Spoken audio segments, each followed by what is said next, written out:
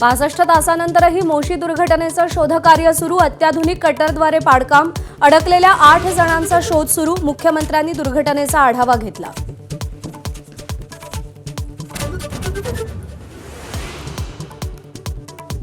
शेतकऱ्यांचं 50,000 ऐवजी 2 लाखांपर्यंतचं कर्ज माफ होणार. प्रोत्साहनपर अनुदानासाठीची 2026-27चं कर्ज भरण्याची अट मागे. मुख्यमंत्री देवेंद्र फडणवीसांची घोषणा.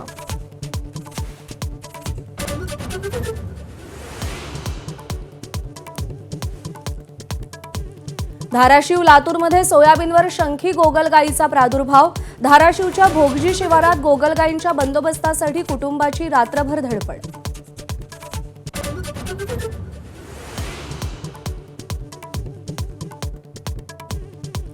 मुंबईतील सिद्धिविनायक मंदिरात दानचोरी. आदेश बांदेकरांचं नाव न घेता उपमुख्यमंत्री एकनाथ शिंदेंचा आरोप. दोषी आढळलो तर फासावर लटकवा, बांदेकरांचं उत्तर.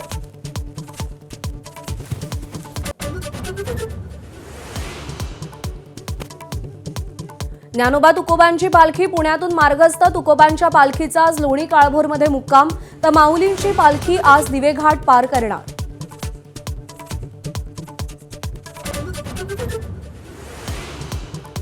नोवाक जोकोविचचं 25व्या विक्रमी ग्रँड स्लॅम जेतेपदाचं स्वप्न भंगलं.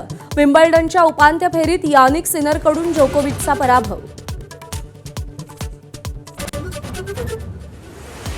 बेल्जियमवर 2-1 असा रोमहर्षक विजय मिळवत स्पेनशी 16 वर्षांनी फुटबॉल विश्वचषकाच्या उपांत्य फेरीत धडक. सेमीफायनलमध्ये फ्रान्सची सामना.